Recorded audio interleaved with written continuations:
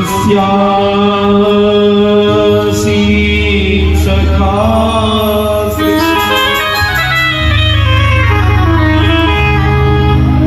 ब्राह्मणो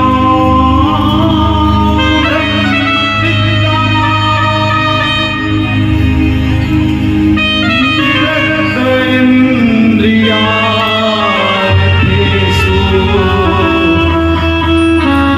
प्रशान्तात्मा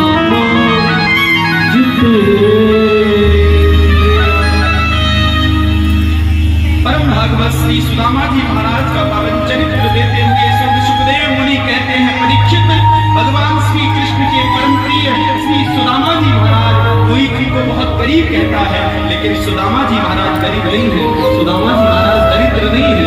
सुदामा जी महाराज के पास में तो वो धन है, वो वैभव है, वो ऐश्वर्य है, वो किसी के पास में नहीं है। सुदामा जी महाराज के पास तो भगवान के नाम का धन है, वो तो निरंतर भगवान के श्री चरणों का स्मरण करते रहते हैं। सुदामा जी महाराज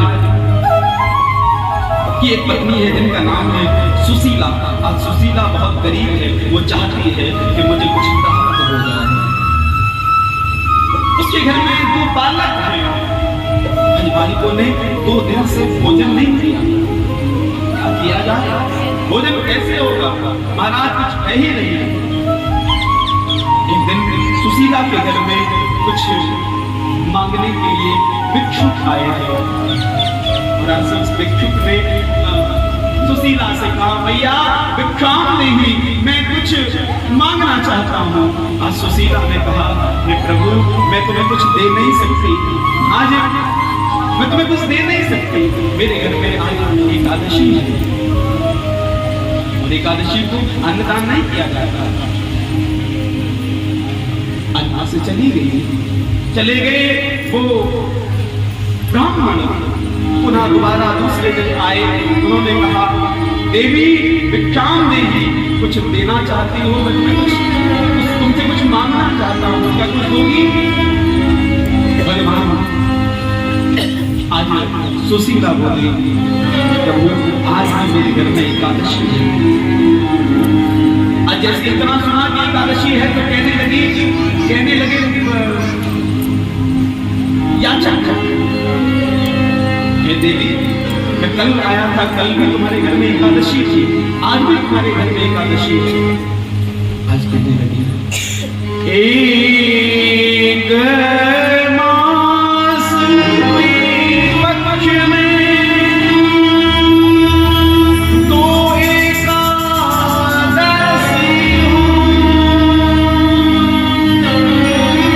मेरे घर गोपाल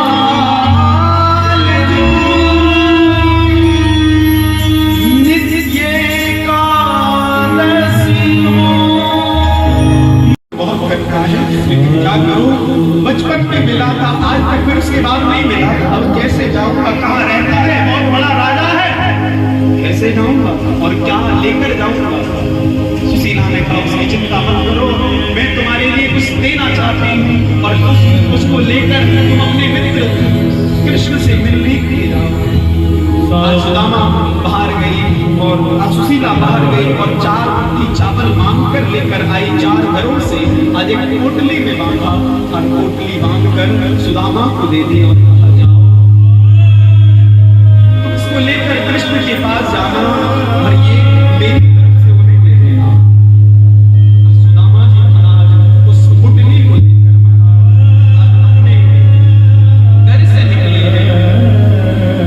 जैसे घर से निकले, जब जीवन में गरीबी आती है ना भाई, कोई किसी का साथ देने वाला नहीं होता, अपने ही लोग हमें छोड़कर चले जाते हैं।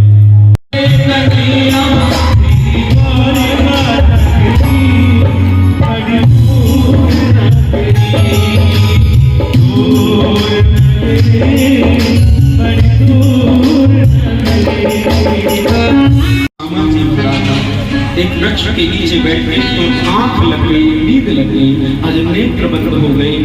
भगवान ने कृपा करी।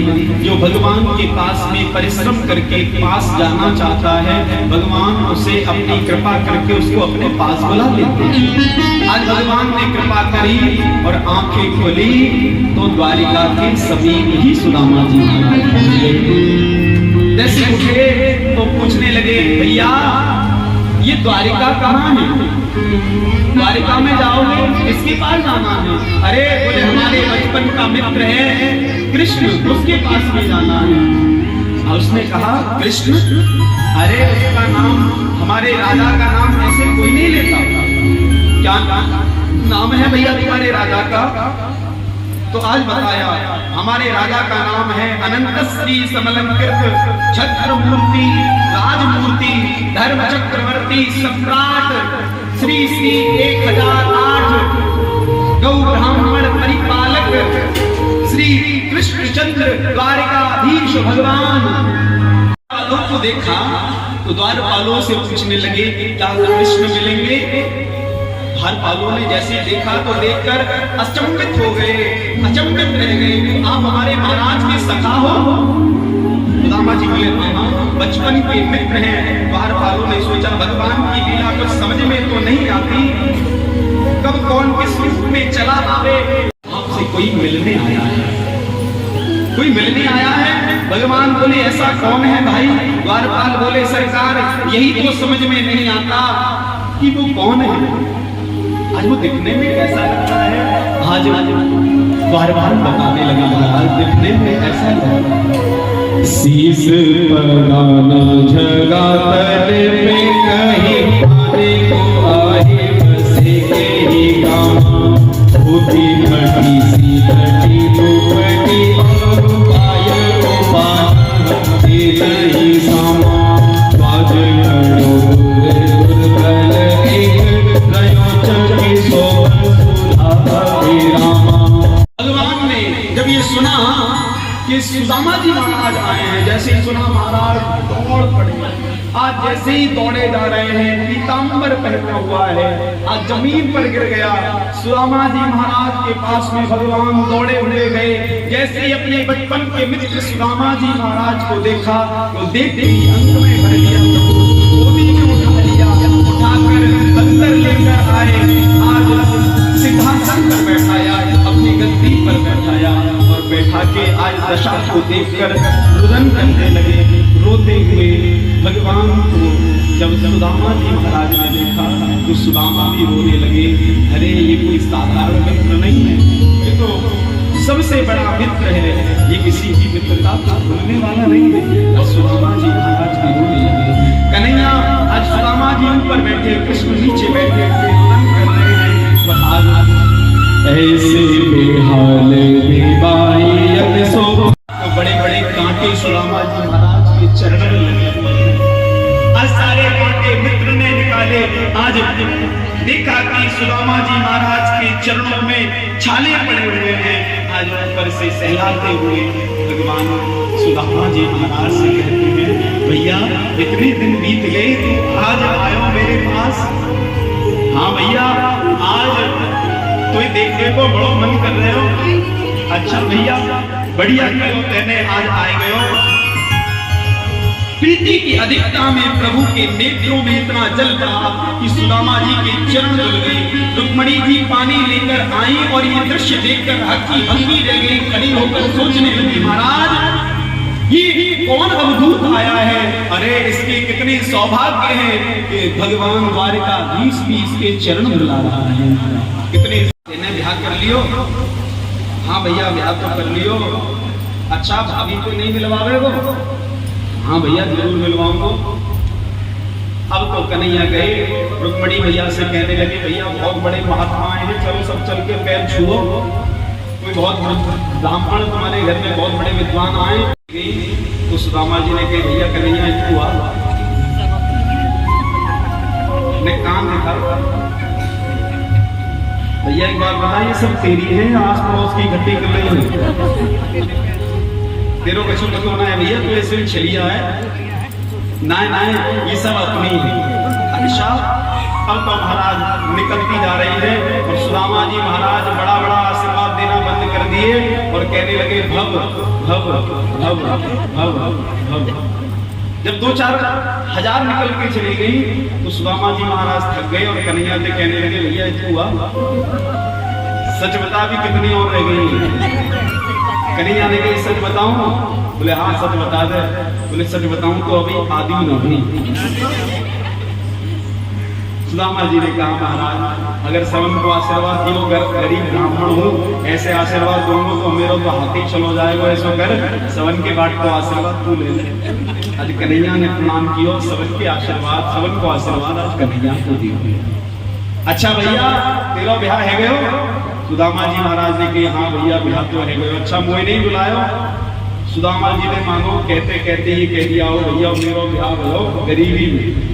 जैसे आजकल लोग कह देते हैं अच्छा तुमने शादी करी, इतना बड़ा भाई को देख के वो मुट्ठी चावल आज दुकाने लगे। नहीं नहीं भैया कुछ नहीं भैया, भैया कुछ नहीं भैया। आज पीछे भगवान को पता है कि क्या भेजा है, आज पीछे छुपा रहे। नहीं नहीं भैया कुछ नहीं भेजा।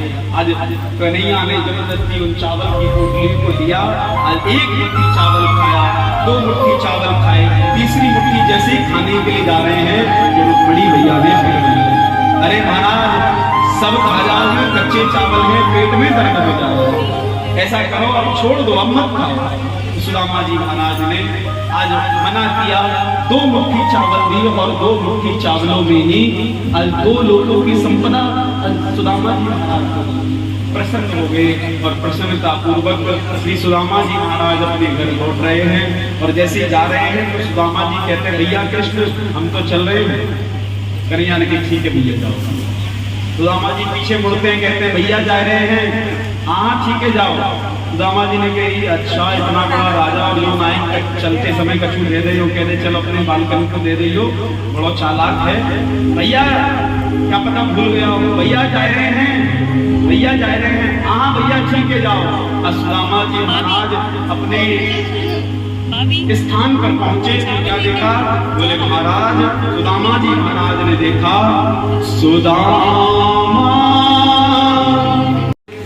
सुदामा जी, अरे कोई बड़े सुदामा होंगे भैया। अरे हमारी छोटी सी झोपड़ी देखी? बोले यहाँ कोई झोपड़ी नहीं देखी भैया, यहाँ तो जब देखे पहले देखे। अच्छा सुदामा जी मिलवाओगे? कहाँ गए हैं? बोले कृष्ण से मिलने गए हैं। कृष्ण से मिलने तो हमें गए थे। कहा हम नहीं होंगे, कोई और बड़े कोई होगा सुदामा नाम का, बहुत बड़े बड़े लोगों से बड़े बड़े लोगों के संपर्क होते हैं महाराज, तो कोई सुदामा जी महाराज होंगे। अच्छा कोई है उनके घर में से? हाँ उनकी पत्नी है, जरा मिलवा दो। सुशीला जैसी सामने से आ रही है तो देखा लाखों नारियां बगल में चल रही हैं। सुशीला बड़े आनंद के साथ में। सुदामा जी महाराज ने जैसे अपनी पत्नी सुशीला को देखा तो समझ गए ये कृपा किसी और की नहीं है, ये कृपा मेरे कन्हैया की है। भगवान जिस पर भी कृपा करते हैं तो छप्पर फाड़ के देते हैं। तो सुदामा जी महाराज को संपूर्ण दे दिया और जब लेने पे आते हैं तो कपड़ा भी उतार लेते हैं। हाँ प्रेम से उतार देते हैं। इसलिए सब कार्य भगवान का बड़े आनंद और उत्साह के साथ में हमें करना चाहिए। बार बार आज इस प्रकार सुदामा जी महाराज का पावन चरित्र श्रवण किया। आगे